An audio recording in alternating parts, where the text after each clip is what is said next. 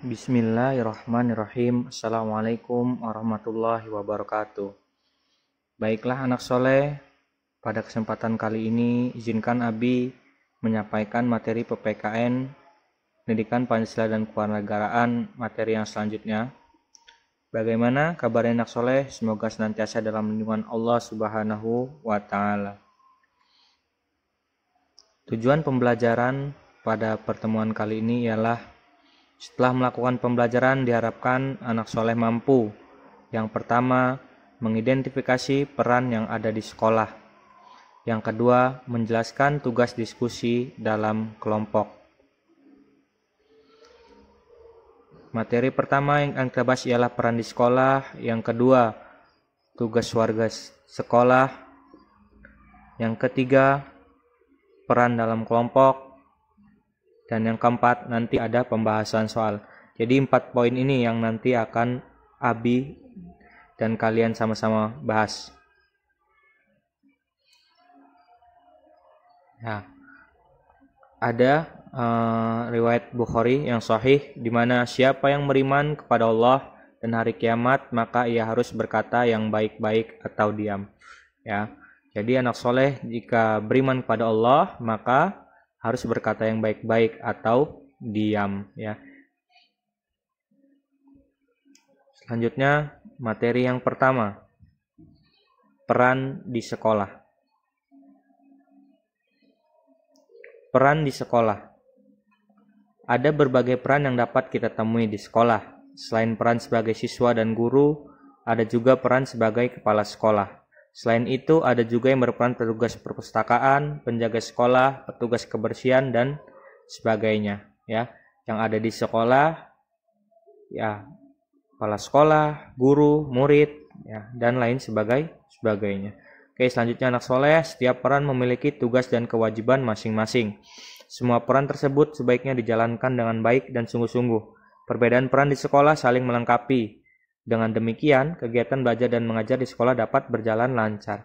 Jadi, jika ingin kegiatan belajar mengajar di sekolah lancar, itu bukan hanya dari gurunya saja, bukan hanya dari muridnya saja, ya semua perangkat yang ada di dalam sekolah atau semua peran yang ada di sekolah itu harus bertugas dengan sesuai kewajibannya masing-masing.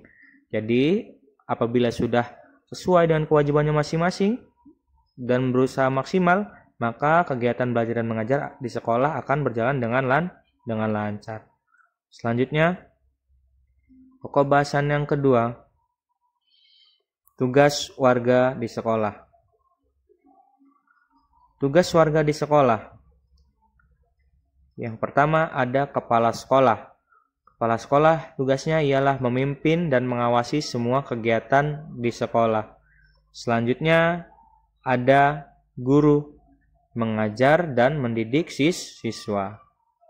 Dan yang ketiga ada siswa, di mana tugasnya ialah belajar dengan baik dan menaati semua peraturan di sekolah. Ya, jadi masih banyak lagi warga sekolah, ya. Tapi yang sini yang Abi jelaskan 3 komponen saja, yaitu ada kepala sekolah, guru dan siswa.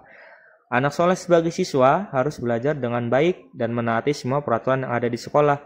Sehingga seperti yang dibahas sebelumnya tadi, kegiatan belajar dan mengajar akan berjalan dengan lancar.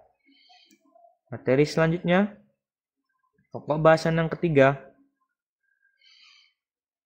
peran dalam kelompok. Peranmu sebagai siswa di sekolah adalah belajar dan melaksanakan tugas yang diberikan guru atau kepala sekolah. Melaksanakan tugas dapat dilakukan secara berkelompok maupun perorangan. Saat mengerjakan tugas berkelompok, setiap anggota kelompok memiliki peran. Pembagian peran akan menentukan tugas masing-masing.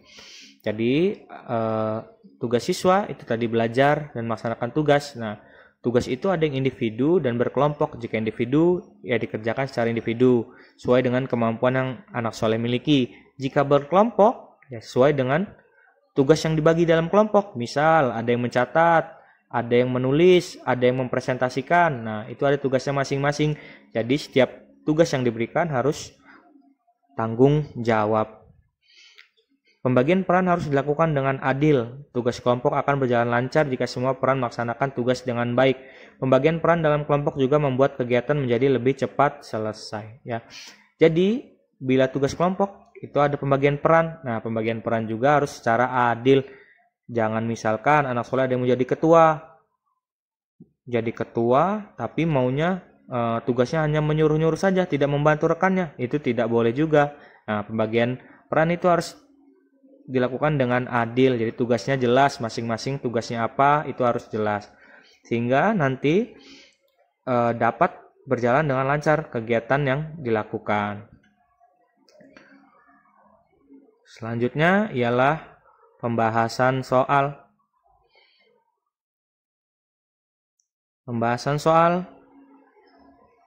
Soal yang pertama ada tuliskan peran yang dilakukan oleh siswa, guru, dan kepala sekolah di sekolah. Oke, tadi sudah ada di slide-slide sebelumnya. Yang pertama, siswa tugasnya apa? Belajar dengan baik dan menaati peraturan yang ada di sekolah. Kemudian guru, apa tugas guru?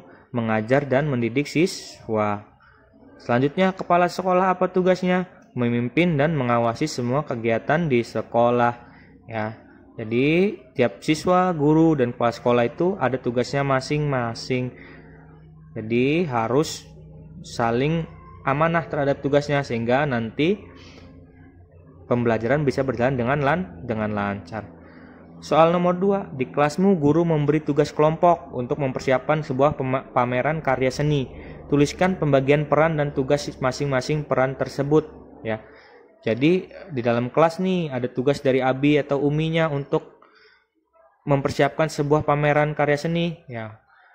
Jadi anak soleh membagi tugas, ya.